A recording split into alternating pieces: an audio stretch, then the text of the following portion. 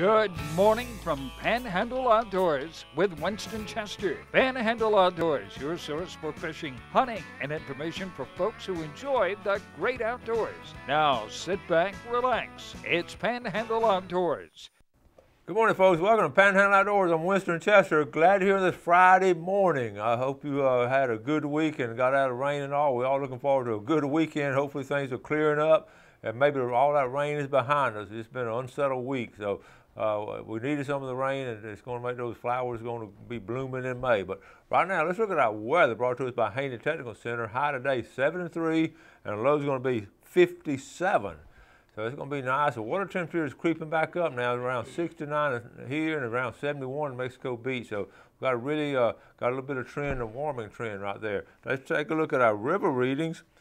Okay, the Apalachicola Bluntstown, looking on the screen there, it's sort of level off, and it's really pretty good shape. Is that, when I say pretty good shape, I mean that by leveling off. It is still high. It's at 15 foot. But look at the Choctawhatchee at Careville. It's going back up. It's going up. This morning's about right around 11 and getting on back up there. So that's a reflection of all the rain we've had this week. So just be aware of that. Got rising water on the Choctawhatchee and pretty level on the Apalachicola. All right, let's take a look at our tide chart brought to us by Kent Forest Lawn Funeral Home and Cemetery. Today is Friday, April the 15th. Good strong tides today and tomorrow for the weekend. We're looking at a low tide at 3:17 this morning. It's coming in all day to about 5:23. So if you'd like to fish a rising tide, this is your day. So, and also tomorrow. So it's going to be a good situation there. All right, let's go into our fishing game time for today. Since it's on Friday, we'll be doing our fishing report at the end of the show. We're looking at brought to us by Mark Calvert of Counts Realty, 8:02 to 10:02 this morning, and this evening from 8:26 to 10:26. And the marine forecast, east-northeast at 10 to 20. Really going to be blowing again, so just don't get out there if you got a small boat, just don't get out too far offshore. All right, let's take a break and we'll be right back.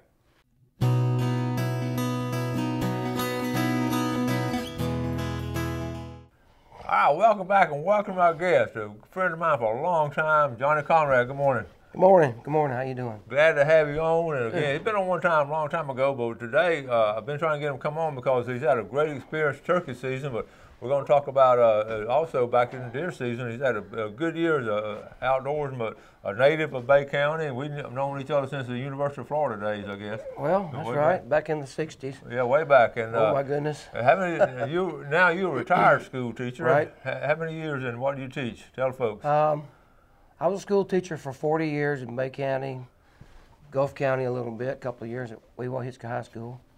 I retired in 2009, went back to teach in 2010 and 2012, and ended up retiring. And my certificate ran out, so I'm done. Uh-oh, you don't want to renew that, do you? No. But you taught, what, 8th grade science, basically, for all these years? 8th grade science, 6th grade science, 7th grade. Basically, I taught every grade in school, actually, from K through 12. Taught some PE a few years and got some kindergartners over at Cherry Street. Well, that's good. Well, now you've been retired a little bit and really gotten back into doing a lot of outdoor stuff, and you're really enjoying it. I do. I don't fish enough, but I fish enough to keep myself satisfied, but probably not enough to catch enough fish. But we're talking about John. John is so typical of all of us. You know, he's a real outdoorsman, he's a real person, and he's had a really good year in the outdoors, and his son's kept up with him and everything. We're going to start off back during the deer season. Y'all saw this big old buck on camera. John, tell us about this story here. Y'all saw this one for a year or two? Or? Yeah, we've been watching this buck for a couple of years. We didn't know at the time that I shot the deer that it was one that we've been seeing on our cameras, but his antler configuration was sort of unique. And after I shot the buck and we started looking at some old pictures, we decided it was one that we called crab claw because one of his tines was shaped like a crab claw, we thought, on the right side there. So we just gave him a nickname. But and what time of year did you get him, Johnny? I shot him right after the New Year's. Okay. About mid-January. He was in rut. He was following his girlfriend. Yeah. And he walked right up on me. I was in the shooting house, and I was actually watching 2 other deer, and he walked up, and I shot him at about 100 yards. Yeah. And this is sort of the northern part of Bay County. Yes, it's on yeah. County Line Road off of Highway 231. And it's a place called Buckhorn Farms. David Kent owns the property, and we just fortunate that he just walked up on What's my fascinating, stand. yeah, this is a local buck, and that's a big buck here locally. You're not I fenced think in so. area? Yeah. So, No, there's no fence. It's open range. Yeah. Got some. I'm gonna go back and show you that picture one more time because that's a you know. That was about a week before I shot the deer, and Yeah. he was on one of our cameras. People go out of Texas and they're tickled to get a deer like that, and we got one right here in Bay County. I'm serious. So, okay, now next, now you started off, you've been turkey hunting. You went to school with Kenny Bostic, a friend of ours, Kenny. Kenny's a good buddy of Kenny mine. on the show, good guy, and y'all have known each other a long time too, and he inspired you about the turkey hunting. And He did. I took some of his advice. Now, I've never been hunting turkeys too much. Couple of trips with my son Johnny, and he actually is the one that set me up in this little blind that we had. And I remember what Kenny said: when you do your calls, you do as little as you can. And that's what I was doing. I was just sitting there minding my own business when I just happened to get lucky enough to shoot this bird. well, this is your so basically this is like your first year of turkey hunting. Have you been turkey hunting a little bit? Pretty much. That's my third year. Third time. Oh, third time. Third time, yes. And what's so inspirational about this? Why I wanted John to come on the show, but and we'll we all around the same age, Ken and all of us, and he's just started a turkey hunt, and so you can start doing it at any age and still get a thrill out of it. It's exciting, isn't it? Yeah. I'm here to dispel the myth about how hard turkey hunting is. Yeah, it's real easy. Here's a picture of it here. Right? That's a nice gobbler. Now, where were you in this area? I mean, I was at the same place we shot the deer, except I was on the south side of County Line Road. I actually shot this deer the turkey in Bay County, and I shot the deer in Jackson County, right across the street. Well, this is legitimately, for you folks that don't know the area, that's a legitimate county line road. One county's on one side, one county's on the other side, That's so right. you got one on each side. That's right. So you kept it going. Now, how long did it take this gobbler to come up to you? Well, the quick story here, I was actually there about daylight, and I got two decoys. My son set me up and all this stuff, so I have to give him a lot of credit. I walked in, it was about a half a mile walk, so he wanted to make sure I got a good walk before I sat down. And carrying the backpack and the two decoys, about 30 pounds of weight. So I got to the blind, set my decoys up, put my gun down, set my decoys up, and sat back down. As soon as I sat down, a turkey gobbled off to my right. So I remember what Kenny said: wait a few minutes before you do your yelp. So I waited about 5 minutes, and I yelped. And I looked up, and there was a turkey standing right in front of me, about 20 yards away. It was a hen. She was looking at the decoys. So I sat there very quietly, and in the meantime, I was trying to put on this leafy suit that Johnny had told me to put on. I wasn't even ready yet, so I put it on, and I'm sitting there moving around trying to get this head thing to fit. It's very awkward. It's crazy. Finally, I got it put on, put my hat on so to keep it in place. So I decided to do one gobble. He has this little gobble pipe. I did a gobble, and I waited a couple of minutes, and I looked up, and there are these 3 hens just all over the place. And I looked beyond that, and I saw a white head out there. This gobbler I was looking at looked like somebody spray painted his head white. And he was out there strutting, and he was strutting, and he was having the best time, and these hens were totally ignoring him. So I watched him for about 30 minutes. They were back and forth in and out of this brush and this chop out there, and so finally they got over to my right where I couldn't see them. So I sat there a few minutes and decided, okay, I'll make one more little noise. So I got the gobble machine. I went, whoop, and it wasn't 5 seconds. I heard that same sound come from behind me. Behind you? Behind me. So I turned around and looked, and there was a turkey looking at me. He was about 20 feet away from me. So I'm making all this movement and stuff, and he didn't think I was there at all. This leafy suit was the best thing I could have worn. Mm-hmm. He thought I was a little bush moving around, so he looked at me again and turned and walked to my right, and I'm thinking, I've got my gun pointed this way, and the turkey is right behind me. And I'm thinking, how can I ever get a shot at this bird because he's so close? Well, he went down a little hill into a little road. He was walking towards my decoys. And so he got through the road, and when he did, got out of my sight, I turned, and there was a bush right here. So I just stuck my gun in there. I said, if I see him, I'm going to pull the trigger. And so he got up on the other side of this little road, and I shot. So he started flopping around, you know, the wings and the feathers going everywhere. So I said, okay, I've got to get up and, you know, make sure he doesn't fly off. So I got up, and I turned to the right. I put my gun down. I turned to the right, took 2 steps, and fell flat on my face. I tripped over a vine or something laying there, and I did the old push-up position. All right. Good Lord. We're gonna take a quick break. Come back and finish up on our story.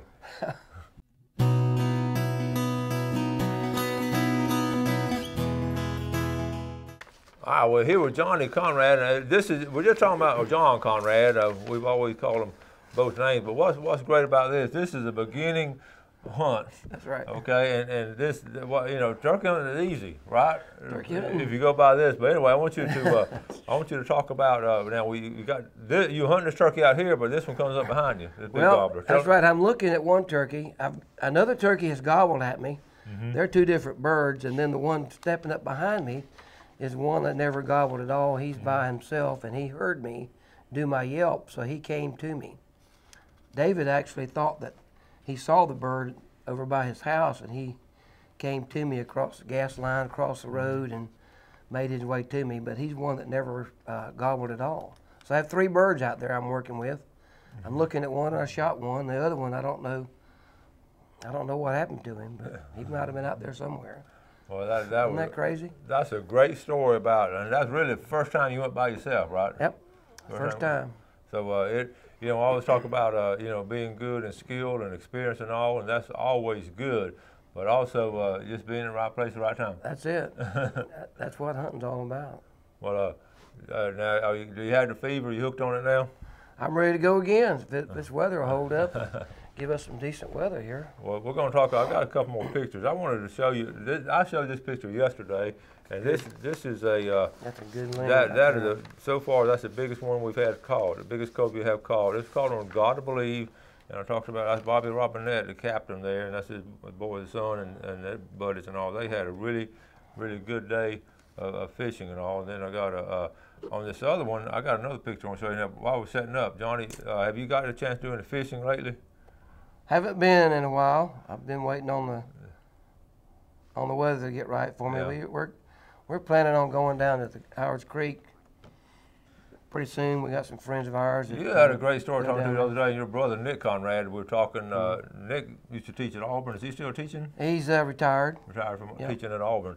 But your granddaddy sort of got some of the original property down there. Are you telling me? Well, he developed some property on the Brothers River.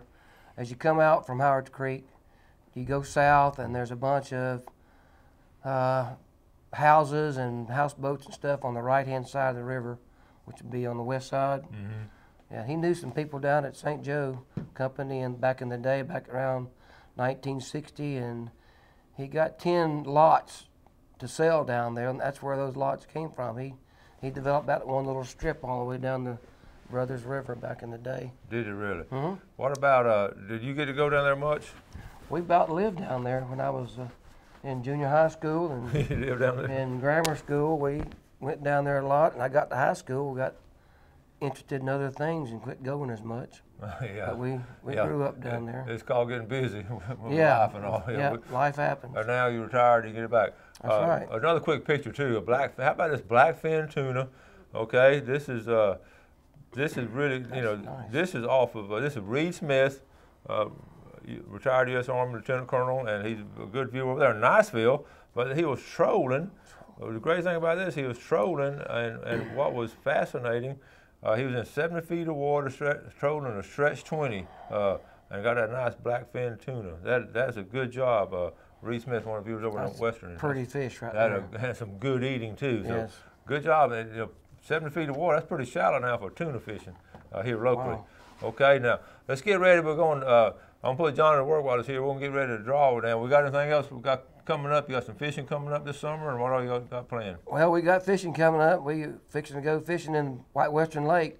All right. We're looking for some of those bluegills and bass up there. Now, your son fishes a lot, doesn't he? Yeah. He's a big fisherman.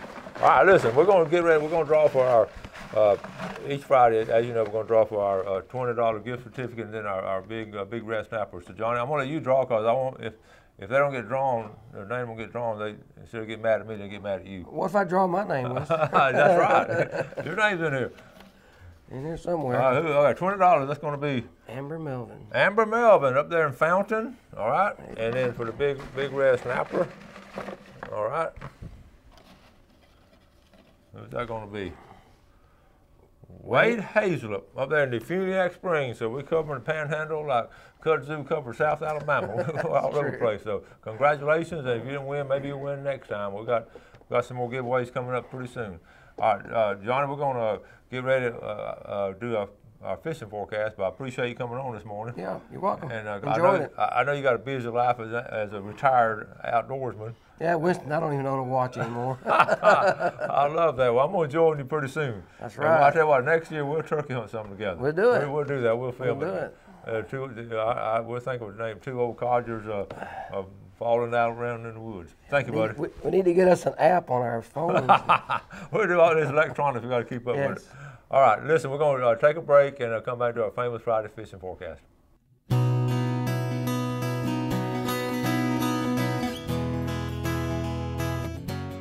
All right, welcome back to our famous Friday fishing forecast brought to us by Tarpon Dock Seafood. I got a picture to start off with. Check this out. This is sent to us from Carabel, Captain Kim at Sea Quarters Marina. That's a nice redfish caught by Braxton McKnight. That's the front porch of Sea Quarters Marina, and that's almost a picture-perfect redfish. And by the way, the limit's been taken back to 1 starting May 1st.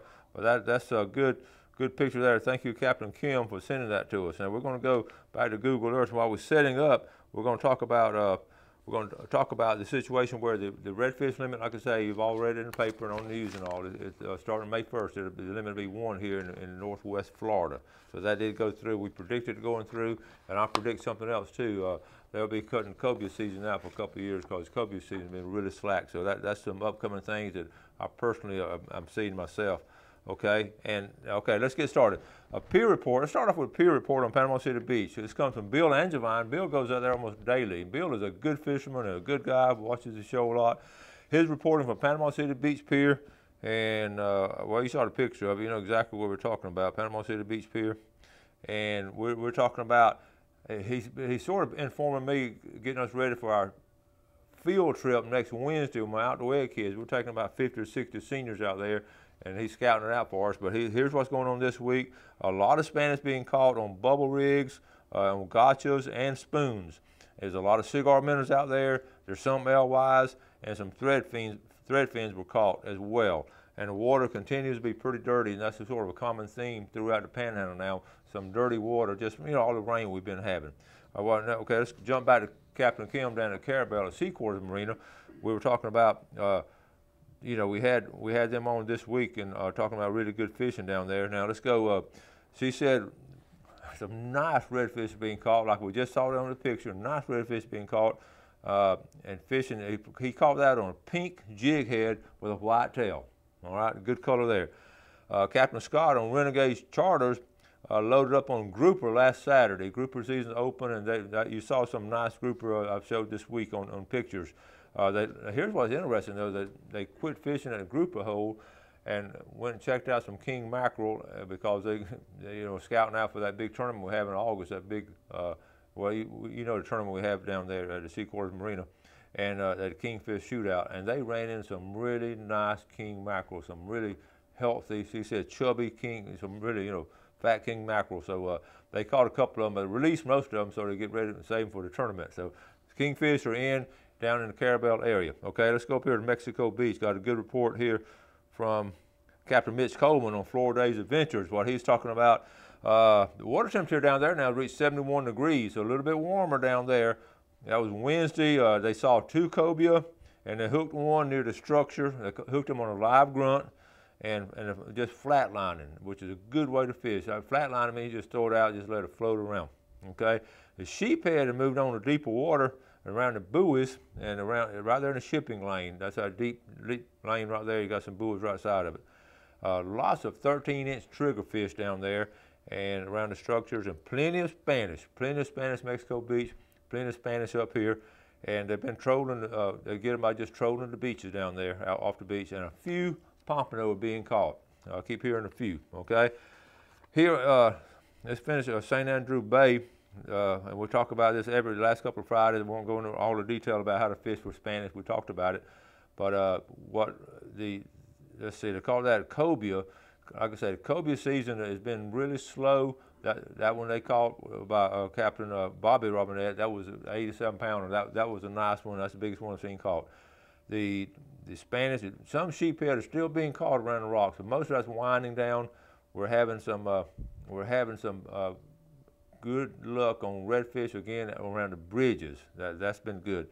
Let's see, Choctawhatchee Bay. I got a report over here. Choctawhatchee Bay has been muddy. Okay, they're still in the surf though in South Walton. It's been a pretty decent year in surf fishing for pompano in the surf over there at South Walton, so keep that in mind. Freshwater, I got up here, I don't have much on freshwater. The biggest thing, you know, this week has been, the first part of the week has just been really windy, and then starting about Tuesday, Wednesday, it started raining, and the rains continued most of the week, so it's been rough fishing. But what's fascinating, you've seen the pictures I've showed, and you get reports, they're still going out, still doing a good job of catching fish. Let's see, what Apalachicola, I don't have a report. Port St. Joe Bay, again, the big, again, Apalachicola is going to be really muddy down in the flats and everything, so keep that in mind. If you put in the Abercrombie Landing, it's going to be high and swift up there. And over in St. Joe Bay, good steady report. St. Joe Bay is still clear and everything. I'm about to run out of time. Enjoy yourself this weekend. Do something in the great outdoors, and do something good for your fellow man, and God bless. Thanks for joining us for Panhandle Outdoors with Winston Chester. Panhandle Outdoors features hunting, fishing, and other activities and information to help you enjoy the great outdoors. Join us next time for Panhandle Outdoors.